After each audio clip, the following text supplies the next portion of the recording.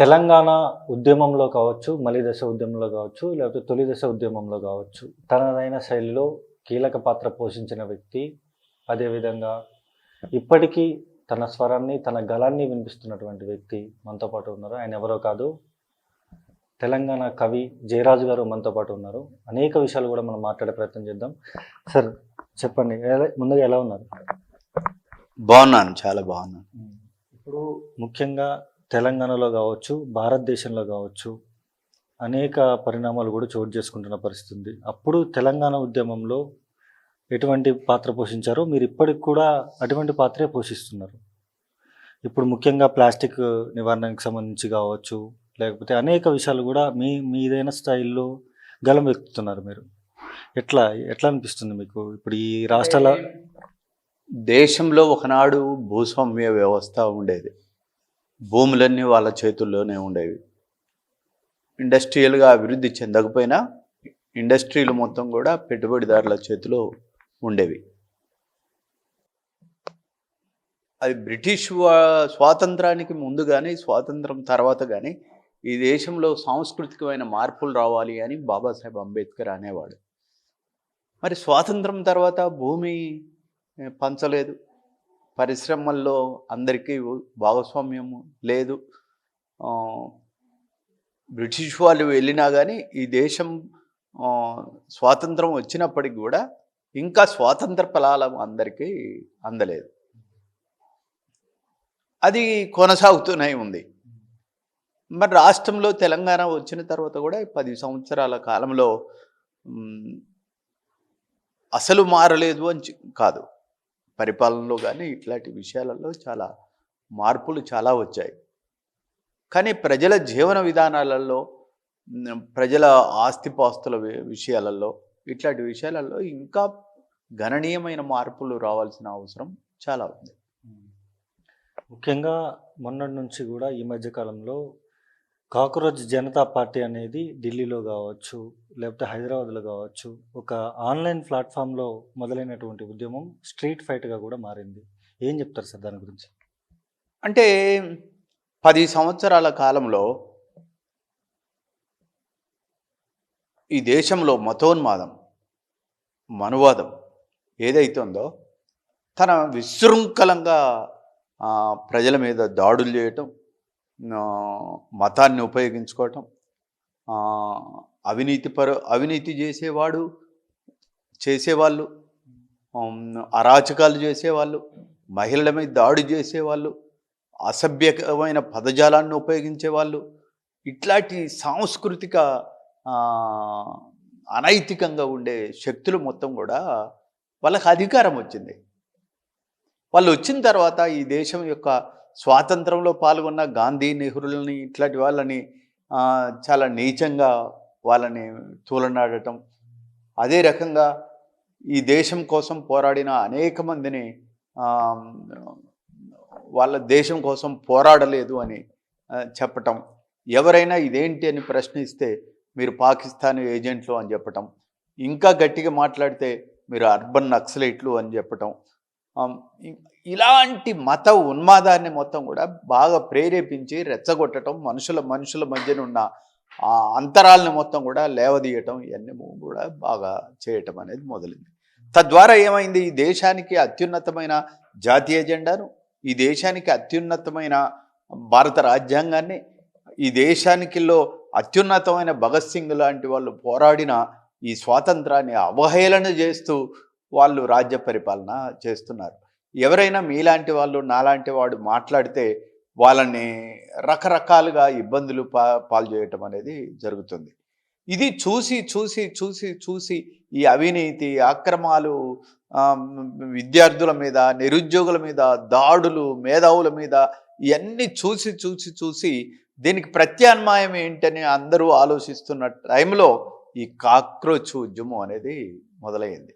ఈ పిల్లలు మొత్తం కూడా చైతన్యవంతులు, వీళ్ళ పిల్లలు మొత్తం కూడా బాగా చదువుకున్న వాళ్ళు, ఈ పిల్లలు మొత్తం కూడా యూనివర్సిటీల నుంచి వచ్చిన వాళ్ళ కళ్ళ ముందు జరుగుతున్న ఈ అవినీతి, అక్రమాలు, అజ్ఞానంతో నడుస్తున్న ఈ వ్యవస్థను వాళ్ళు ప్రశ్నించడం మొదలుపెట్టారు. కాబట్టి ఓ డెమోక్రసీలో ఒక అద్భుతమైన ప్రశ్నించే తత్వం ఉందే, అది ఇన్ని రోజులు అణిచివేయగలిగారు, కానీ ఇక అణిచివేయటం సాధ్యం కాక వాళ్ళు వీధుల్లోకి వచ్చారు. చాలా గొప్ప విప్లవాత్మకమైన మార్పు ఇది. ముఖ్యంగా మొన్న ఎవరైతే ఈ కాక్రోచ్ జనతా పార్టీ పేజ్ పెట్టినటువంటి చీఫ్ అభిజిత్ దీప్కే మీద కూడా దాడి చేశారో, అది కూడా ఎవరైతే ఆర్ఎస్ఎస్ సంబంధించినటువంటి వ్యక్తే దాడి చేసిందంటూ కూడా మాట్లాడుతుంది. ఈ దాడుల సంస్కృతి ఎట్లా చూస్తారు సార్? వీళ్ళు ఇప్పుడు కాదు దాడులు చేసేది, బాబాసాహెబ్ అంబేద్కర్ని చదువుకొని ఇవ్వలేదు కదా. ఎవడైతే తలలో పుట్టిండో వాడే చదువుకోవాలి, ఎవడైతే భుజంలో పుట్టిండో వాడే పరిపాలన చేయాలి, ఎవరైతే తొడలో పుట్టాడో వాడు మాత్రమే వ్యాపారం చేయాలి, ఎవడైతే కాళ్ళల్లో పుట్టాడో వాడు మాత్రమే అందరికీ సేవ చేయాలనే ఒక చాతుర్వర్ణ సిద్ధాంతం ఉందే, దాన్ని వాళ్ళు దగ్గర పెట్టుకొని పనిచేస్తున్నారు. మనువాదం మీరు కనుక చూసినట్టయితే స్త్రీలను చదువుకోనియదు, స్త్రీలను రెండవ జాతి పౌరులుగా చూస్తారు, స్త్రీలకు సమానమైన హక్కులు ఇవ్వరు. భర్త చచ్చిపోతే భార్యను కూడా తగలబెట్టిన సందర్భాలు కోకొల్లుగా మనం చూసాం. ఆడపిల్లలు పుడితేనే గంగానదిలో పడేసిన ఘటనలు మనం చూస్తున్నాం. ఆడవాళ్ళని దేవదాసీలు చేసి వాడుకున్న చరిత్ర కూడా ఈ మనవాదులకు, ఈ బ్రాహ్మణవాదానికి ఉంది. కాబట్టి ఇలాంటి మొత్తం కూడా వాళ్ళ సంస్కృతి, వాళ్ళ జీవన విధానం, వాళ్ళని ఒక మాట వాళ్ళ వాళ్ళ వాళ్ళ బతుకులోనే అజ్ఞానం ఉంది. వాళ్ళు ఎప్పుడు విజ్ఞానాన్ని యాక్సెప్ట్ చేయరు. కాబట్టి అలాంటి వాళ్ళు అలా అధికారంలోకి వచ్చేవరకే వాళ్ళు విచ్చలవిడిగా ప్రవర్తిస్తున్నారు. ఈవెన్ మీరు చూడండి, శివుణ్ణి పూజించే వాళ్ళు ఉంటారు, వాళ్ళ మీద దాడులు చేస్తారు వీళ్ళు. షిరిడి సాయిబాబాను పూజించే వాళ్ళు ఉన్నారు, వాళ్ళ మీద దాడులు చేస్తారు. వెంకటేశ్వర స్వామికి అలివేలి మంగమ్మ, బీబీ నాంచారమ్మ ఇద్దరు హిందూ ముస్లిం దాంపత్యం ఆయనకు ఉంది. రేపొద్దున వాళ్ళ ఆ దేవుణ్ణి కూడా దాడి చేయటం మొదలు పెడతారు. అంటే మొన్నటిదాకా శ్రీరాముడు అన్నారు, ఇప్పుడు శ్రీరాముడు కూడా కాదు, మోడీనే దేవుడు అని చెప్తున్నాడు. మోడీనే దేవుడు, మోడీనే రాముడు, మోడీని కాదంటే వాడు దేశద్రోహి కదా. ఇంత దుర్మార్గమైన విచ్చలవిడిగా నేకెడ్గా వాళ్ళ ముసుగులు తొగిలిపోయాయి. కాబట్టి వాళ్ళ అసలు రూపు ఏదైతుందో క్రమంగా బయటకు వస్తుంది. కాబట్టి ఇలాంటి టైంలో మనం అందరం ఓ ప్రజాస్వామ్య ఉద్యమానికి మనం బలపరచాలి. ముఖ్యంగా మీరు ఈ కాక్రోచ్ జనతా పార్టీకి సపోర్ట్ చేస్తున్నారా అని అడిగితే ఏం చెప్తారు? 100% సపోర్ట్ చేస్తాను. ఇదే కాదు, ప్రగతిశీల ఉద్యమాలు దేశంలో ఎలాంటివి వచ్చినా నేను ఖచ్చితంగా వాళ్లకు అండగా ఉంటాను. ఎందుకు ఈ ఆన్లైన్ ప్లాట్ఫామ్లో నిర్మించినటువంటి ఒక చిన్న పార్టీ, ఈ పార్టీ కూడా ఇంకా కాలేదు, ఎందుకు దీనికి సపోర్ట్ చేద్దాం అనుకుంటున్నాను? ప్రశ్నించేవాడు, ప్రజాస్వామ్యానికి ప్రశ్నించటం అనేది ఒక ఎథిక్స్ సత్యానికి సంబంధించింది. ప్రజాస్వామ్యాన్ని కోర్టు కూడా చెప్తుంది కదా, ప్రశ్నించడమే ప్రజాస్వామ్య లక్షణం అని చెప్తుంది కదా. కాబట్టి ప్రశ్నించే లక్షణాన్ని కాదంటే ఇంతకాలం అనేక రకాలుగా దాడులు చేస్తూ వచ్చారు. వాళ్ళని జైల్లో పెట్టారు, వాళ్ళ మీద కేసులు పెట్టారు, వాళ్ళని చిత్రహింసలు పెట్టారు కదా. ఇప్పుడు ప్రశ్నించే వాళ్ళ సంఖ్య గణనీయంగా లక్షలలో పెరిగింది. ఆ పని కాక్రోచ్ చేస్తుంది, దానికి సపోర్ట్ చేయాలి మనం. ఇప్పుడు కాక్రోచ్ జనతా పార్టీకి మీరు సపోర్ట్ చేస్తున్నారు, మరి పార్టీకి ఏమన్నా ఒక పాట రూపంలో ఏమైనా ఇవ్వబోతున్నారా? అంటే దేశంలో ప్రజాస్వామ్యాన్ని, అవినీతి పరులను, అక్రమాలు చేసే వాళ్ళను, పాలకులను ఎవరైతే ప్రశ్నిస్తారో, నేను కవి అనేవాడు ప్రతిపక్షంలోనే ఉంటాడు కానీ పాలక పక్షంలో ఉండడు. కాబట్టి నేను ప్రతిపక్షమే కదా. కాబట్టి నేను ఖచ్చితంగా వాళ్ళకు సపోర్ట్ చేస్తాను. వాళ్ళు ఏ సహాయం అడిగినా నేను చేస్తాను. ప్రస్తుతం భారతదేశ రాజకీయాలు మొత్తం కూడా బీజేపీ, ఆర్ఎస్ఎస్ గుప్పెట్లోనే ఉన్నాయి. దేశంలో ఉన్నటువంటి రాష్ట్రాల్లో ఏ ప్రభుత్వాలు ఉన్నా, ముఖ్యంగా భారతదేశంలో మొత్తం కూడా ఆర్ఎస్ఎస్, బీజేపీ వాళ్ళదే ఎక్కువ నడుస్తుంది. ఇప్పుడు మొన్న బండి సంజయ్ది కొడుకుది కావచ్చు, అనేక విషయాలు కూడా నడుస్తున్నాయి. భారతదేశంలో ఇంకొక 20 సంవత్సరాలు ఇదే పరిపాలన ఉంటుందంటూ కూడా చాలామంది మాట్లాడుతూ ఉన్నారు. ఎట్లా చూస్తారు? అంటే ఈ దేశంలో విభిన్నమైన భాషలు ఉంటాయి. ఈ దేశం చాలా గొప్పది. ఈ దేశంలో విభిన్నమైన భాషలు ఉంటాయి, విభిన్నమైన సంస్కృతులు ఉంటాయి, విభిన్నమైన ఆచారాలు ఉంటాయి. ఒక తోటలో ఒకే రకం పువ్వు ఉంటే మనం చూడగలుగుతామా? చూడలేం. 100 రకాల పువ్వులు ఉంటే ఆ తోట ఆనందంగా గుబాలిస్తూ ఉంటుంది. అంత అందమైన తోట ఈ భారతదేశం. దీన్ని ఒకే రంగు చేయాలనే ప్రయత్నం వాళ్ళు చేస్తున్నారు. అది ఇంపాసిబుల్, సాధ్యం కాదు. ఇక్కడ ప్రజాస్వామ్యం శక్తులు చాలా బలంగా తయారవుతారు. ఈరోజు కాకుండా రేపైనా కానీ ఇలాంటి మత ఉన్మాద శక్తుల్ని ఓడగొడతారు. ముఖ్యంగా మీరు కవిగా ఎన్నో పాటలు రాసిన పరిస్థితి కూడా ఉంది. అసలు మీరు రాసిన పాటల్లో అన్ని పాటల్లో మీకు బాగా నచ్చిన పాట? చాలా పాటలు, అనేకమైన పాటలు రాశాను. నాకు భారత రాజ్యాంగం అంటే ఇష్టం. నాకు భారత జెండా అంటే ఇష్టం. భారత ప్రజాస్వామ్యం అంటే ఇష్టం. బాబాసాహెబ్ అంబేద్కర్ అంటే ఇష్టం. జగో రే జాగో అంబేద్కర్, జగత్ జననేత అంబేద్కర్, భవితకు మార్గం అంబేద్కర్, బడుగులకు ప్రాణం అంబేద్కర్, మా బల్లో టీచర్ అంబేద్కర్, మా బతుకు ఫ్యూచర్ అంబేద్కర్, మా దారికి టార్చ్ అంబేద్కర్, భారత్కు మార్క్స్ అంబేద్కర్, కులానికి శూలం అంబేద్కర్, మతానికి మందుర అంబేద్కర్, మనువుకు మరణం అంబేద్కర్, మానవత మూర్తి అంబేద్కర్, బువ్వకై పూరితే అంబేద్కర్, భూములను పంచితే అంబేద్కర్, పరిశ్రమల వాటా అంబేద్కర్, ప్రగతి జన సూత్రం అంబేద్కర్, మా ఇంటి నీడ అంబేద్కర్, మా కొలువుల జాడ అంబేద్కర్, ప్రేమికుల స్వప్నం అంబేద్కర్, పేదలకు రాజ్యం అంబేద్కర్, జగోరే జాగో అంబేద్కర్, జగత్ జననేత అంబేద్కర్, భవితకు మార్గం అంబేద్కర్, బడుగులకు ప్రాణం అంబేద్కర్. అంబేద్కరే నన్ను నడిపిస్తున్నాడు. అంబేద్కర్ ఆలోచన విధానమే ఈ దేశానికి అన్ని ఇలాంటి మతోన్మాద శక్తులకు ప్రత్యామ్నాయం. జై భీమ్, జై భీమ్, జై భీమ్. ముఖ్యంగా మీరు 32 జిల్లాలు భారతదేశ జెండా పట్టుకొని కూడా ఒక యాత్ర కూడా చేసిన పరిస్థితి కూడా ఉంది. ఎందుకు చేశారో ఆ యాత్ర చేయడానికి అంత ఉద్దేశం ఏంటి అసలు? ఈ రాష్ట్రంలో, ఈ దేశంలో అనేక మంది కవులు, కళాకారులు, ప్రజాస్వామ్యవాదులు, మహిళలు, జర్నలిస్టులు, వీళ్ళందరూ కూడా వాళ్ళ ఎనాలిసిస్ని, వాళ్ళ అభిప్రాయాలని చెప్తా ఉన్నారు. చెప్తా ఉంటే వాళ్ళని భయంకరంగా తూలనాడుతూ వచ్చారు. వాళ్ళ మీద దాడులు చేస్తూ వచ్చారు. అది ఎంత లెక్కబోయిందంటే, ఒక ఉపాధ్యాయుడు సైన్స్ పాఠం చెప్పాలన్నా కానీ భయపడే వాతావరణం ఈ రాష్ట్రంలో వచ్చింది. ఒక హెడ్ మాస్టరు స్కూల్లో ఉన్న పిల్లలందరూ ఒకే డ్రెస్ వేసుకొని రండి అని చెప్తే ఆయనను తీసుకెళ్ళి గుడికాడ గుంజీలు చేయించాడు. ఇవన్నీ ఘటనలు చూసిన తర్వాత ఈ మత ఉన్మాదము ఇది పరాకాష్ఠం చేరింది.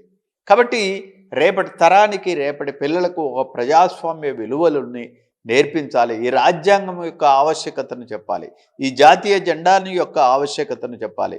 ఈ ప్రకృతి విధ్వంసం గురించి వాళ్ళకు చెప్పాలి అనే ఉద్దేశంతో నా ఆరోగ్యం బాగలేకపోయినా, నా కాలు చేయి సరిగా లేకపోయినా, నేను జేవివి రమేష్ 12-13 మంది కళాకారులు పెద్ద ఎత్తున రాష్ట్రం అంతా కూడా తిరగటం జరిగింది. వేలాది మంది పిల్లలు 8వ తరగతి నుంచి MBBS వరకు లక్షలాది మంది పిల్లల్ని కలిసి చైతన్యవంతం చేశాం.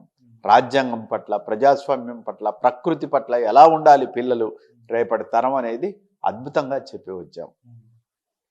మరి ఎటువంటి రెస్పాన్స్ ఉంది సార్? మీరు బాగా రెస్పాన్స్. వాళ్ళే అన్నం పెట్టారు, వాళ్ళ ఇళ్లలోనే పడుకున్నాం, వాళ్ళే మాకు ఛార్జీకి డబ్బులు ఇచ్చారు, వాళ్ళే మాకు పెట్రోల్ ఖర్చులు ఇచ్చారు, వాళ్ళే అసలు సార్ ఈ రాజ్యాంగం మాకు చెప్పట్లేదు ఎందుకు సార్, ఈ రాజ్యాంగాన్ని ముట్టుకోవచ్చా సార్, ఈ రాజ్యాంగాన్ని చూడొచ్చా సార్, అలా పిల్లలందరూ కూడా వెంటబడి ఉన్నారు.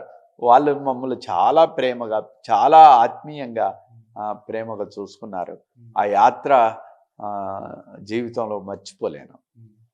ముఖ్యంగా మారుమూల ఏజెన్సీ ప్రాంతాల్లో కూడా మీరు తిరిగారు. ఏదైతే ములుగు కావచ్చు, మారుమూల ఏజెన్సీ ప్రాంతాల్లో కూడా తిరిగారు. ఆ ప్లేస్లలో ఇప్పటికీ పాఠశాలలు కావచ్చు, హాస్పిటళ్ళు కావచ్చు, రోడ్లు కావచ్చు, ఇవన్నీ కూడా లేకుండా ఉన్న పరిస్థితి కూడా మీరు చూశారు. మరి భారతదేశం అంతా అభివృద్ధి చెందిందంటూ కూడా కేంద్రంలో ఉన్నటువంటి సర్కార్ చెప్తుంది. అభివృద్ధి చెందటం అంటే బాబాసాహెబ్ అంబేద్కర్ ఏమంటాడు, ఆ దేశ అభివృద్ధి అని అంటే ఆ దేశం యొక్క ఆ, ఆ, నైతిక అభివృద్ధి దేశాభివృద్ధి అని అంటాడు. ఆ దేశం నైతికంగా ఎంత అభివృద్ధి చెందిందో అదే అభివృద్ధి దేశాభివృద్ధి అని ఆయన అంటాడు. ఈ దేశం నైతిక అభివృద్ధి ఎక్కడ జరిగింది? ఎమ్మెల్యేలు రేపులు చేస్తున్నారు, ఎంపీలు రేపు చేస్తున్నారు, ఎంపీల కొడుకులు రేపులు చేస్తున్నారు, జైల్లోకి పోతున్నారు కదా.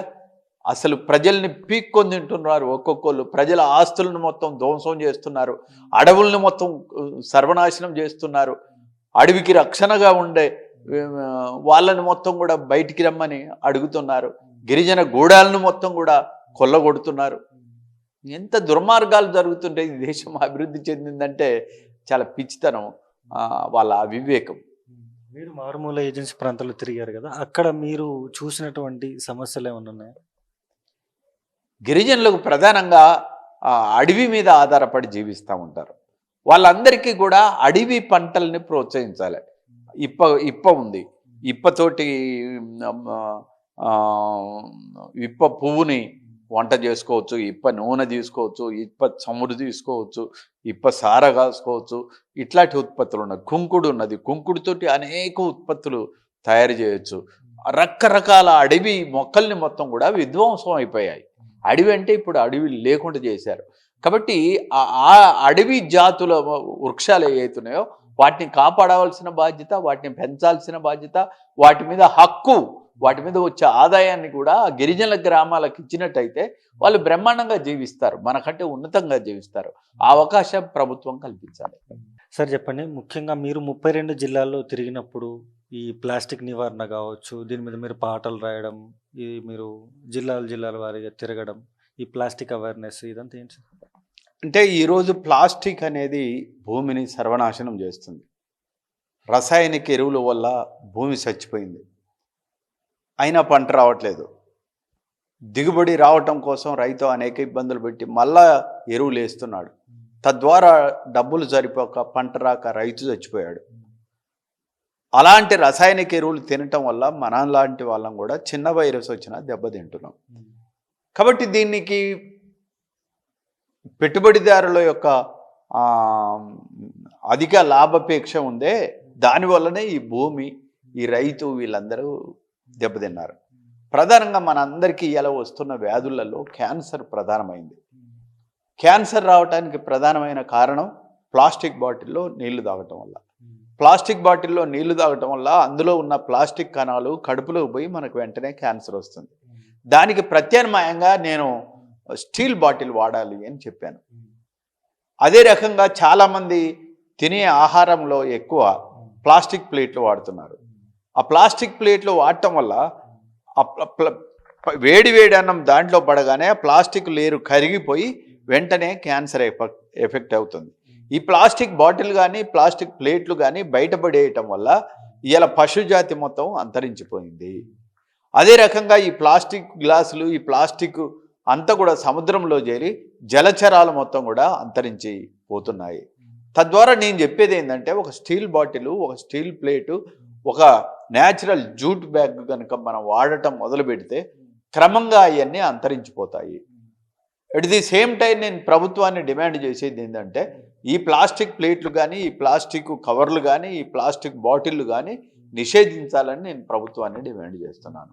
ముఖ్యంగా మీరు అనేక పోస్టులు పెట్టడం ఫేస్బుక్లో కావచ్చు, లేకపోతే మీరు మాట్లాడినటువంటి ప్రసంగాలలో కావచ్చు, రానున్న రోజుల్లో ఆక్సిజన్ కూడా మనం కొనుక్కోవాల్సిన పరిస్థితి వస్తుందంటూ కూడా మీరు మాట్లాడుతున్నారు. ఎందుకు ఆ పరిస్థితి వస్తుంది?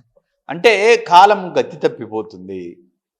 వర్షాలు రావాల్సిన టైంలో వర్షాలు రావట్లేదు, ఎండలు రావాల్సిన టైంలో ఎండలు రావట్లేదు, చలికాలం చలి ఇంకో రకంగా ఉంటుంది, విషతుల్యం అవుతుంది ప్రకృతి మొత్తం కూడా. తద్వారా ఏమవుతుందని అంటే, ప్రకృతి అంతరించిపోవటం వల్ల రేపడతా ఆల్రెడీ నీటిని మొత్తం కూడా కృష్ణా గోదావరి నదులు మొత్తం కూడా మలమూత్రాలు మోసే కేంద్రాలుగా ఈ రోజు ఉన్నాయి కదా. నీళ్ళని వ్యాపారస్తులు, నీళ్ళని పెట్టుబడిదారులు వ్యాపారం చేస్తున్నారు. రేపొద్దున ఆక్సిజన్ కూడా అమ్ముకునే రోజులు రాబోతున్నాయి. అరే, మన పిల్లలకు కనీసం ఎత్తైన మేడలు, అందమైన కార్లు కాదు, కనీసం వాళ్ళు పీల్చడానికి ఆక్సిజన్ ఇవ్వాలి కదా కదా ఆ ప్రాణవాయువు కూడా లేకుండా చేసే పరిస్థితులు రాబోతున్నాయి. కాబట్టి ఇలాంటి పరిస్థితి మారాలి. ప్రకృతిలోని అన్ని జీవరాశులు జీవించాలనేది మేము చెప్పేది. పాఠశాలలు కావచ్చు, హాస్పిటల్స్ కావచ్చు, అవి ఉన్నాయి సార్ అక్కడ అసలు? ఉన్నాయి, చాలా చాలా తక్కువ పాఠశాలలు ఎక్కడో దూరంగా ఉన్నాయి. వాళ్ళకి ఎలాంటి సౌకర్యాలు లేవు. ఉపాధ్యాయులు ఒక్కడే ఉపాధ్యాయుడు ఉంటాడు ఆ అడవిలో. కాబట్టి వాళ్ళు ఉపాధ్యాయులు కూడా అనేక ఇబ్బందులు పడుతూ ఉంటారు. కాబట్టి ఈ దేశంలో విప్లవాత్మకమైన మార్పులు మాత్రం రావాలి. కాబట్టి ఆ మార్పు కోసమే మనందరం పనిచేయాలి. మొన్న రీసెంట్గా ఏదైతే ఛత్తీస్గఢ్లో చాలామంది గిరిజనుల భూములు ఏవైతే ఉంటాయో వాళ్ళు నివాసం ఉంటున్న ఇల్లులు వాళ్ళంతా ఫారెస్ట్లో ఉన్నారని చెప్పేసి ఉన్న పలంగా దాదాపు 500 ఎకరాల్లో ఉన్నటువంటి అన్ని ఇల్లులు కూడా ధ్వంసం చేసిన పరిస్థితి కూడా ఉంది. అక్కడ బీజేపీ సర్కార్ ఉంది. మేము పోడు భూములకు పట్టాలు ఇస్తామంటూ కూడా బీజేపీ సర్కార్ చెప్పింది. ఇట్లా చేయడం ఎంతవరకు కరెక్ట్ అంటారు సార్? అసలు కొన్ని లక్షల ఎకరాల అడవిని ఆదివాసుల్ని పర్టికులర్ బీజేపీ ప్రభుత్వం వచ్చిన తర్వాత సర్వనాశనం చేస్తుంది. అసలు వాళ్ళని బతకనివ్వట్లేదు, వాళ్ళని చంపేస్తున్నారు. ఇది చాలా దుర్మార్గం.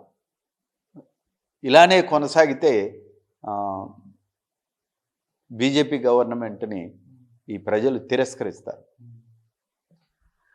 మరి మీరు ఒక కవిగా, ఒక కళాకారుడిగా తెలంగాణ ఉద్యమం నుంచి మీరు అతి కీలక పాత్ర పోషించారు. ఇప్పుడు గవర్నమెంట్ రీసెంట్గా మీకు భూమి కూడా ఇచ్చింది, అదేవిధంగా మిమ్మల్ని గౌరవించింది, సత్కరించిన పరిస్థితి కూడా ఉంది. తెలంగాణ రాష్ట్రం ఏర్పాటులో మీరు కీలక పాత్ర పోషించారు. ఎలా అనిపిస్తుంది మీకు ఇప్పుడు? తెలంగాణ ఉద్యమంలో నేను, గద్దరన్న, గూడంజన్న, గోరెటెంకన్న, అందెశ్రీ మేము అందరం కూడా రాష్ట్రం అంతా తిరిగాం. నేను, గద్దరన్న ఈరోజు నేను యాత్ర ఎలా చేశానో ఆ రోజు కూడా లక్షలాది మందిని ప్రజలల్లో మేము యాత్ర చేశాం. భూపాలపల్లి లాంటి ప్రాంతంలో తుపాకులు అడ్డం పెట్టి మీరు గీత దాటితే చంపుతామన్నా కానీ గద్దరన్న నేను పెద్ద ఎత్తున గీత దాటి మేము కొట్లాడాం. ప్రాణాలని పరంగా పెట్టాం. తెలంగాణ రాష్ట్రం వచ్చింది. రాష్ట్రం వచ్చిన తర్వాత కూడా ఇదే మతోన్మాద బీజేపీ కేంద్రంలో ఉంది. ఇక్కడ ఉన్న గవర్నమెంట్ కూడా ఆ 10 సంవత్సరాలు బీజేపీకి సపోర్ట్ చేస్తూ వచ్చింది. తద్వారా ఏమైంది? ప్రజలందరూ ఏ తెలంగాణ కోరుకున్నారో ఆ తెలంగాణ ఆశలు, ఆకాంక్షలు, దున్నేవాడికే భూమి, ఇలాంటిది ఏదీ జరగలేదు. తద్వారా వచ్చిన బడ్జెట్ మొత్తం కూడా వాళ్ళ కుటుంబం పాలైంది. అభివృద్ధి చెందకపోగా ఆ అవినీతి పెరిగిపోయింది. కాబట్టి ఆ గవర్నమెంట్ను ప్రజలు తిరస్కరించారు. తిరస్కరించిన తర్వాత ఓ డెమోక్రసీ, ఓ పద్ధతి ప్రకారం నడిచే ఒక ప్రభుత్వం కావాలనుకున్నారు. ప్రజలందరూ కాంగ్రెస్ పార్టీని గెలిపించారు. రేవంత్ రెడ్డి గవర్నమెంట్ వచ్చిన తర్వాత 10 సంవత్సరాలుగా తెలంగాణకు ఒక గీతం లేదు. అలాంటి గీతాన్ని అందెశ్రీ రాసిన జయ జయ హే తెలంగాణ గీతాన్ని ఈయన తీసుకొని వచ్చాడు. తెలంగాణ తల్లి విగ్రహాల్ని పెట్టడం మొదలుపెట్టాడు. స్కూళ్ళు, కాలేజీలలో ఇంటిగ్రేటెడ్ స్కూళ్ళు అయితేనేమి ఇట్లాంటి మొదలు పెట్టడం అనేది జరుగుతూ ఉంది. ప్లస్ ఆర్టీసీ అయితేంది, మెట్రో, ఇట్లాంటివన్నీ కూడా నిన్నటి వరకు ప్రభుత్వ భాగస్వామ్యం లేదు దాంట్లో. కానీ ఇలా ప్రభుత్వమే వాటిని యాక్సెప్ట్ చేసి తీసుకోవటం అనేది ఇట్లాంటి జరుగుతుంది. ఈ గవర్నమెంట్ వచ్చి 2.5-3 సంవత్సరాలు అవుతుంది. దీని ఇంకా స్వభావం తెలవాలంటే ఇంకా కొంతకాలం మనం ఆగాలి. ఇప్పటి వరకు అయితే కొంత మాట్లాడే స్వేచ్ఛ కానీ, ఆలోచించే స్వేచ్ఛ కానీ, ప్రభుత్వాన్ని ప్రశ్నించే స్వేచ్ఛ కానీ, ఇట్లాంటివన్నీ ఈ ప్రభుత్వంలో దొరుకుతూ ఉన్నాయి. అంతేకాకుండా ఈ ప్రభుత్వం తెలంగాణ కోసం హోరాహోరీ కొట్లాడిన, నైజాంకి వ్యతిరేకంగా కొట్లాడిన బండి యాదగిరి కానించి మొదలు పెడితే ఇప్పటి వరకు ఉన్న కవులు ఎవరైతే ఉన్నారో వాళ్ళందరికీ దాదాపు 9 మందిని గుర్తించి వారిని వీళ్ళు పోరాట యోధులు, పోరాట కవులు, వీళ్ళ పాటల వల్ల ఈ తెలంగాణ రాష్ట్రము వచ్చింది అనే ఒక గుర్తింపు ఏదైతే ఉందో ఈ ప్రభుత్వం ఇచ్చింది. ఇంకా చాలామంది అమరవీరుల కుటుంబాలని, చాలామంది ఉద్యమంలో పాల్గొన్న వాళ్ళని, అనేక మంది కవి గాయకుల్ని, వీళ్ళందరినీ కూడా ప్రభుత్వం గుర్తించడానికి ఒక కమిటీని వేయటం అనేది జరిగింది.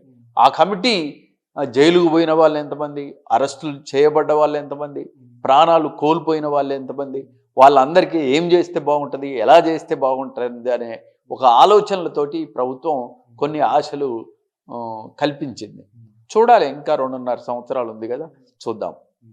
ముఖ్యంగా మీరు రాసినటువంటి పాటల్లో నాకు ప్రజలకి బాగా ఇష్టమైనటువంటి పాట వందనాలమ్మ అనే ఒక పాట ఉంటుంది మోహన్ బాబుది. ఆ పాట ఒక్కసారి మీ నోటితోనే. నేను అనేక సినిమాలకు పాటలు రాశాను. నాకు ఈ పాట అంటే బాగా ఇష్టం.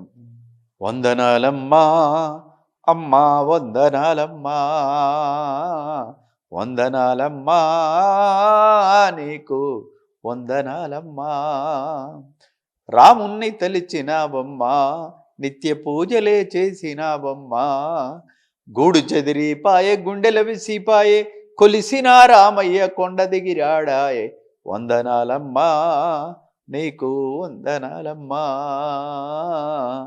వందనాలమ్మా నీకు వందనాలమ్మా. అయితే ఈ పాట ఒక లైన్ ఉంటుంది. ఆ లైన్లో కూడా ఇప్పుడు అది సోషల్ మీడియాలో బాగా ట్రోల్ అవుతుంది. రావణుడు కూలాలిరా చిన్న ఆ లైన్.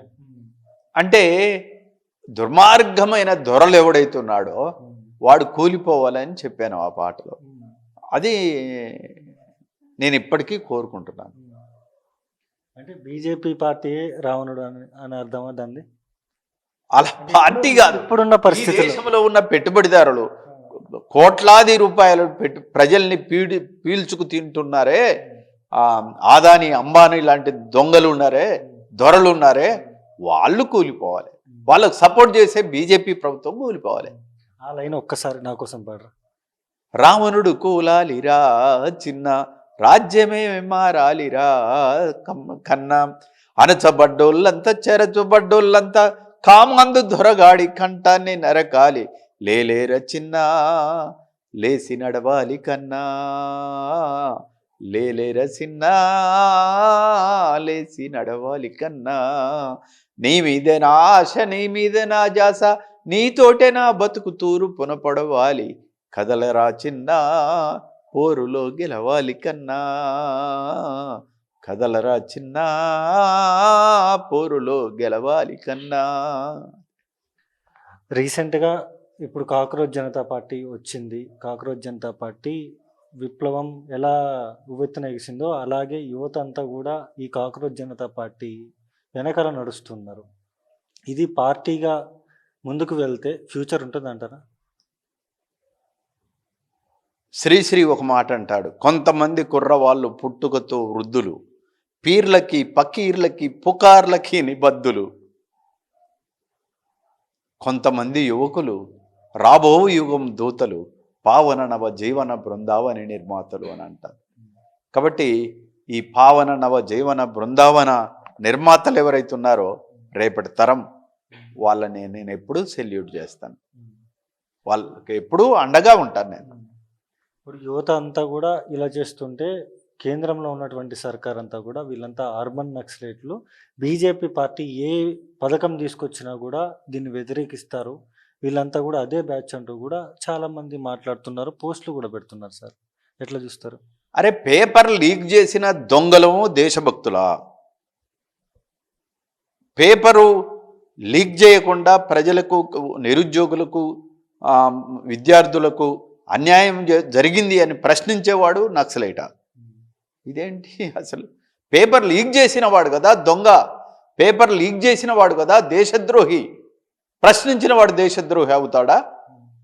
అంటే ప్రశ్నించేవాళ్ళు దేశద్రోహులు, దేశాన్ని దోచుకునే వాళ్ళం దేశభక్తులు.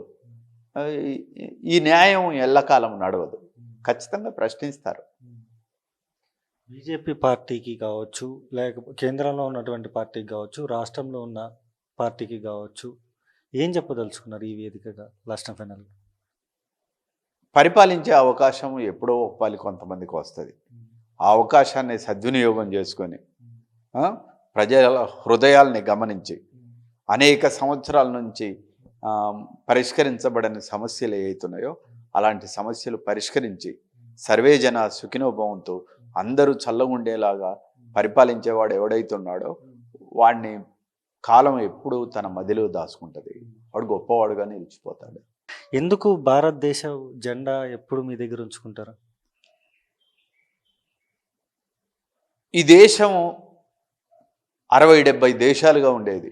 రోజు రాజులు కొట్లాడుకునేవాళ్ళు, ఒకడి మీద ఒకడు యుద్ధాలు చేసుకునేవాళ్ళు. బ్రిటిష్ వాడు వీళ్ళందరినీ కూడా ప్రోత్సహిస్తూ వచ్చాడు కదా. బ్రిటిష్ పరిపాలన కూలిపోయి అనేక మంది స్వాతంత్ర సమరయోధులు ఉరికంబం మీద నిలిచి ఊహాగానం చేసేత నా ఊపిరి ఊయలలో మరో జగతి ఊసులాడు అని భగత్ సింగ్ లాంటి వాళ్ళు కొట్లాడితే ఈ జాతీయ జెండా వచ్చింది. అశోకుడు ధర్మచక్రాన్ని దీనికి తీసుకొచ్చాడు. 3 రంగుల జెండా వచ్చింది కదా. ప్రపంచంలో ఎక్కడ లేని ఒక అద్భుతమైన రాజ్యాంగాన్ని బాబాసాహెబ్ అంబేద్కర్ ఈ దేశానికి తీసుకొని రావటం అనేది జరిగింది. ఓ ప్రజాస్వామ్య హక్కులు మొత్తం కూడా మన అందరికి ఇవ్వటం జరిగింది. ఈ ప్రజాస్వామ్య హక్కుల్ని, ఈ జాతీయ జెండాను, ఈ రాజ్యాంగాన్ని తొక్కిపారేయాలని ఇలా మత ఉన్మాదులు మనువాదులు చేస్తున్నారు.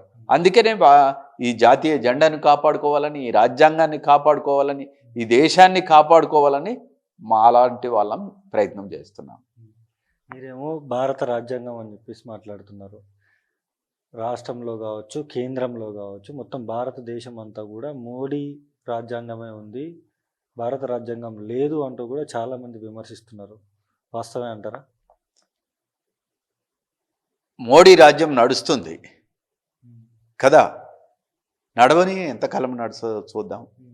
ఎంతమందిని అర్బన్ నక్సలైట్ అంటారో అనని, ఎంతమందిని దేశద్రోహులు అంటారో అనని, ఎంతకాలం ఈ జాతీయ జెండాని అగౌరవపరుస్తారో పరచని, ఎన్ని రోజులు ఈ రాజ్యాంగాన్ని తొక్కి పరిపాలిస్తారో పరిపాలించని, ఎన్ని రోజులు అంబేద్కర్ పేరు రాకుండా చూస్తారో చూడని. చరిత్ర ఇలాంటి వాళ్ళందరూ కూడా కాలగర్భంలో కలిసిపోయారు. చరిత్ర నా జాతీయ జెండా, నా రాజ్యాంగం, నా ప్రజాస్వామ్యం ఎల్లకాలం పరిడవెళ్ళుతుంది.